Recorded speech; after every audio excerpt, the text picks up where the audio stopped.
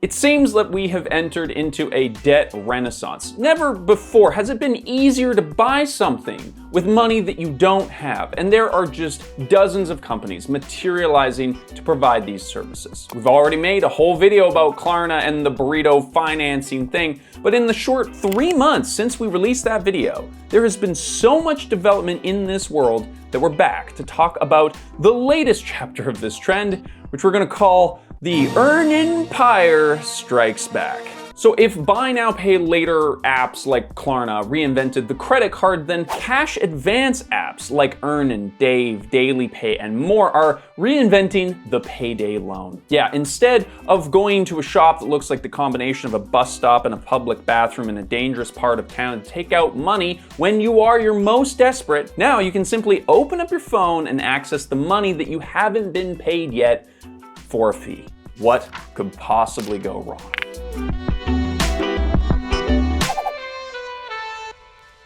Today's video is sponsored by Anchor.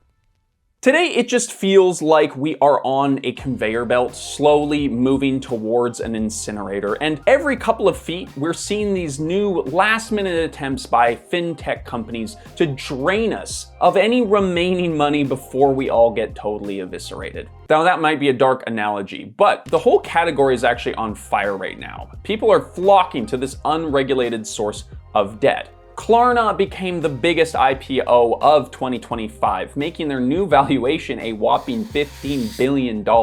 And the big names just keep getting bigger. Even Apple tried to compete back in 2023 when they introduced Apple Pay Later, which was designed apparently with users' financial health in mind, but it got discontinued and now they've just partnered with Affirm and Klarna for their financing options. But while the tech bros are counting up their bills, everyone else is getting a little nervous. According to this New York Times article that I found, nearly a quarter of people in the US are financing their groceries, which is up significantly from last year. And they're using these services for more everyday purchases as well, like gas and phone bills. We're in a really weird spot right now where we have this new finance category that is experiencing huge growth, but that is also blatantly kind of terrible. These buy now, pay later products charge double the merchant fees of a traditional credit card, which was already way too high. It's pushing an already financially insecure population of people further into debt, and even the Foundation for Economic Education, which is a conservative US-based think tank, says that buy now, pay later is just not a great product. And with all of this easy debt flying around, it is easier than ever to justify buying a bunch of stuff that you don't really need.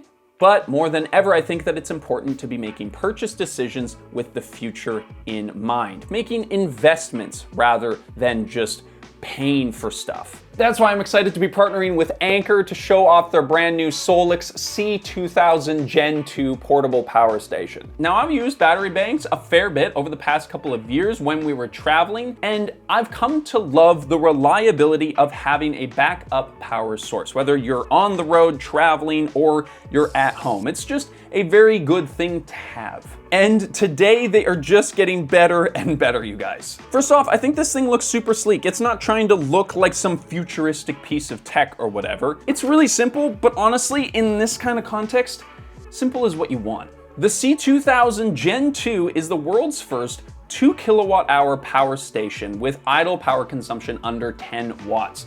9 watts to be exact, which basically means that this is just an extremely efficient device that doesn't passively drain the battery while not in use. This new generation C2000 can run a dual door fridge, which is bigger than ours here, for 32 hours. But it is also expandable up to 4 kilowatt hours, which would double that runtime. It has 6 recharge options, including the ability to charge with AC and solar simultaneously to give you the ability to charge up to 100% in 58 minutes. That's really fast. And because you're buying this thing for likely an emergency situation, it has a pretty nifty feature. You can switch over to backup power within 10 minutes, and with Storm Guard mode, it'll automatically charge whenever it receives a weather alert, so you stay prepared without having to think about it. The battery on this unit is meant to last a decade, and it's got a 5-year warranty to boot. The C2000 Gen 2 presale is live right now, so you can check out the description below to get your early bird discount,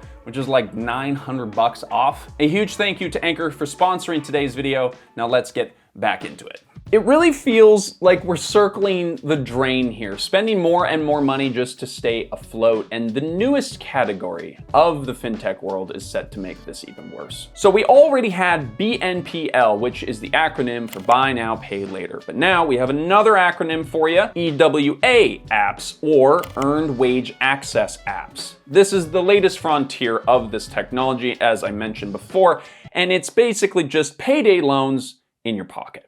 Through these apps, you can access a portion of your future paycheck today with only a handful of sneaky fees and hidden costs that we're going to be getting into here in 1 second. But I was surprised to learn that there is already a lot of companies in this game. Earnin, Daily Pay, Dave, Bridget, Branch, Moneyline, Chime, FlexWage, just to name a few. They all operate on the same basic premise, which is that you've worked for your money, you shouldn't have to wait until payday to receive it. These services are supposed to help cover unforeseen expenses like car repairs or whatever, but in reality, it seems like people are using these services multiple times throughout a pay period. In fact, many users borrowed from multiple apps simultaneously. Nearly half of all borrowers had used multiple companies in the same month. And here's why this is a problem, if it wasn't kind of obvious already. If you watched our BNPL video, we explained how these apps take a simple financial exchange, like buying a burrito, and then use the perceived convenience of a deferred interest-free loan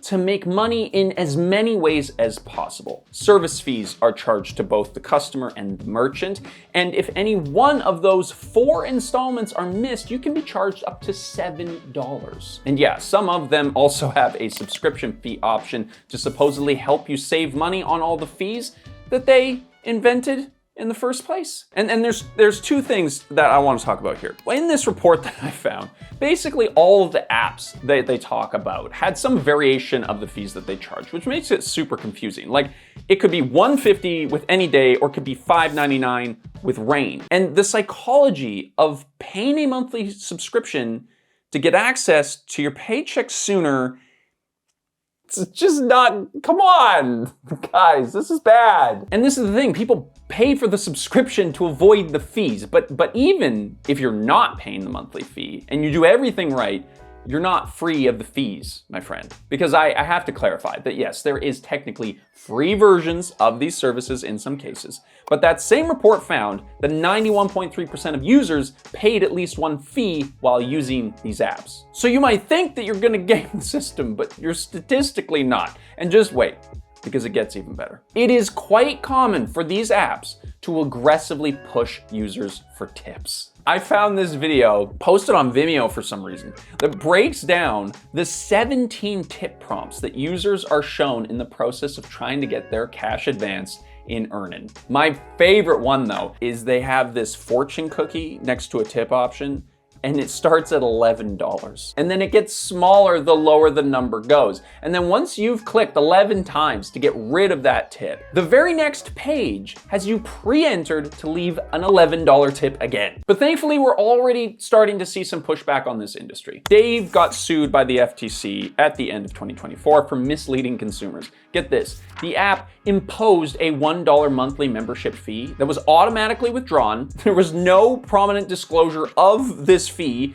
and it was extremely complicated to cancel. These companies are using every trick in the book to try and scam people who are already desperate out of their remaining monies, the monies they don't even have yet. A lot of these apps will now claim that they donate a portion of the tips that you give to a worthy cause, but in reality, they're just keeping everything themselves and maybe giving like a very, very fractional portion of that to a cause. If they even do. Like, I don't even know how you would confirm this, but come on. And the most brutal part is that this is extremely good for business. Like, it's extremely profitable. Here's another acronym for you. The APR, or the annual total cost of a loan, including interest and associated fees, is a very well-regulated concept in the finance world. Interest rates are regulated on a state-by-state basis. So in New York, for example, it is a felony to charge more than a 25% APR on a loan. But a study by the California Department of Financial Protection and Innovation found the average annual percentage rate, or APR, of earn-in and similar apps was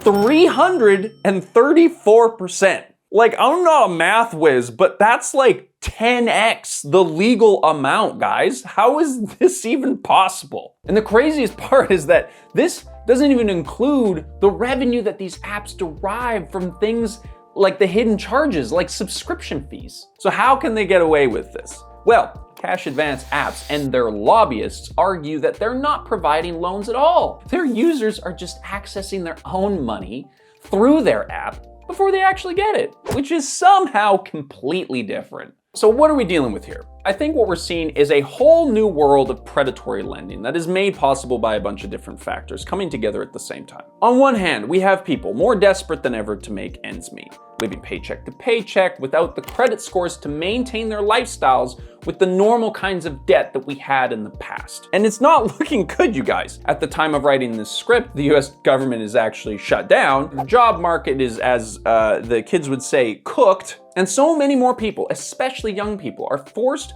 to use these alternative financing options to make ends meet. But here's the problem, because these new debt options are not going to help with your credit score. Like, at the very least, in the past, your debt on your student loans or your car payments or your credit card, that debt, if paid consistently, would help build your credit score and help you get better loans in the future. But that's not happening now. We're in this feedback loop where people are struggling to maintain their debt, so they're taking on riskier debt to maintain their debt, which lowers their credit score, which means that they only qualify for more expensive debt, which puts them further into debt, and around and around and around we go. And at this point of the video, I usually start telling you how regulators are gonna start cracking down on these new businesses. You know, like, oh, we had our big gold rush, everybody rushed in, but now things are starting to get kind of tightened up. However, we live in the Trump era now, and believe it or not, the meme coin president is anti-regulation. And he's doing everything in his power to make it easier for fintech bros